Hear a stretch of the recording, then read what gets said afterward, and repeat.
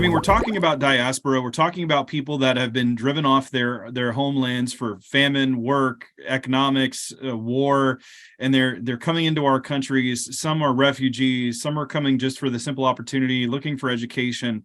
And I think you're right. As we have really codified, give me, I mean, even with the Statue of Liberty, give me your tired, your poor, people looking for liberty, looking for opportunity. It's the land of opportunity. And we are a land of immigrants, as you've mentioned. It's what's made the country great, of so many different cultures coming together. But you just mentioned immigrant Christianities. Describe what you mean by that. Yeah, so what we need to realize is Christianity is not native to America. Jesus did not come to America. He did not grow up here, do his ministry here. Jesus is the center of our faith.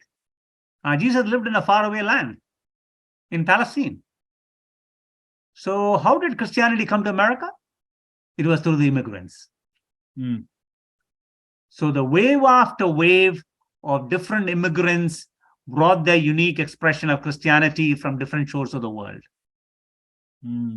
First it was Spanish, then the Portuguese, and then the Dutch, and then the French, and the English, and others have brought their unique Christianity to America.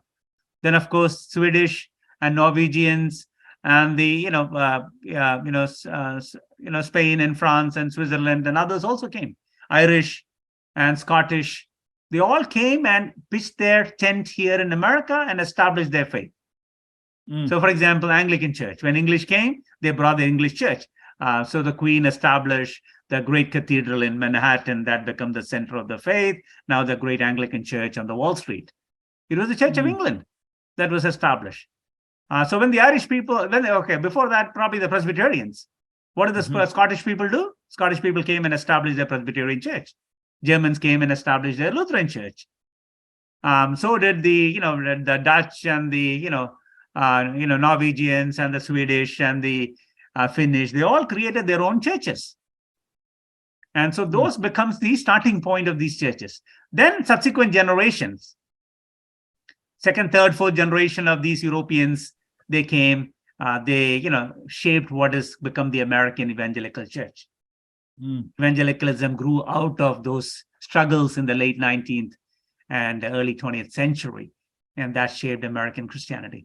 So every American can trace their roots to an immigrant beginning.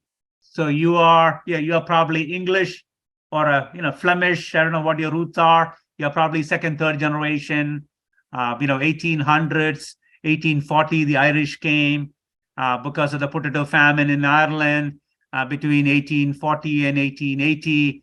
Probably half the 1/3 to half the entire country had to go somewhere and find shelter. They went to England. Some of them went to mainland Europe, and many of them came to America. So did the Germans, and so do everybody. And then what happened in the post-Second World War, we see the Eastern Europeans and also the Jewish people who find their home in America. And then, of course, South America, after the revolution, we find Latin American migration into the country. And in the last 30 years or so, Asia has been the major wave.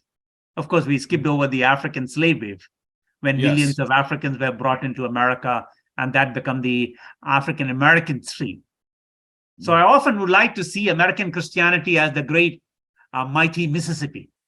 Here is this great river. Every stream from different parts, they brought their unique flavor, unique Christian expression, and the spirituality to this great stream.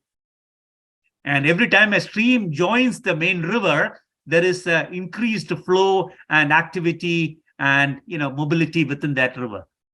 Otherwise, it'll sediment and it'll become shallow and without any flow, and it'll become dead and lifeless. And so every stream, the European stream, which comprise of many minor unique streams within that, and then the African stream, and then the Latin American stream came, and now there are 64 million Latin American from Mexico and Central and South America are here in America. And, so that's a unique stream. Spanish speaking, largely from a, past Catholic, evangelical Pentecostal background, and they are coming to this country. And now the fastest growing stream is Asia. And because much of until 1965, Asians were banned to enter the country.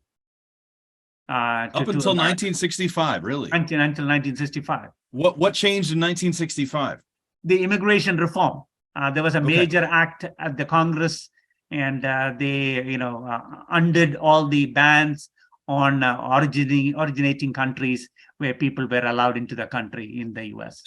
So what countries were not allowed in? All Asian countries weren't allowed? It is called Asian Exclusion Act.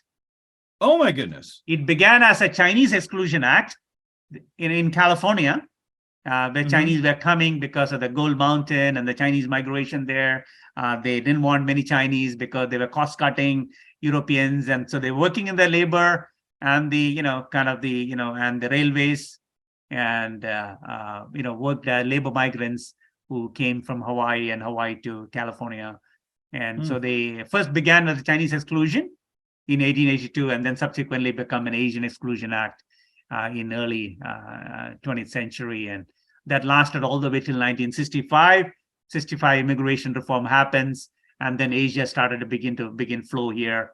Of course, it was largely Chinese Indians, but also Filipinos, Korean, and others.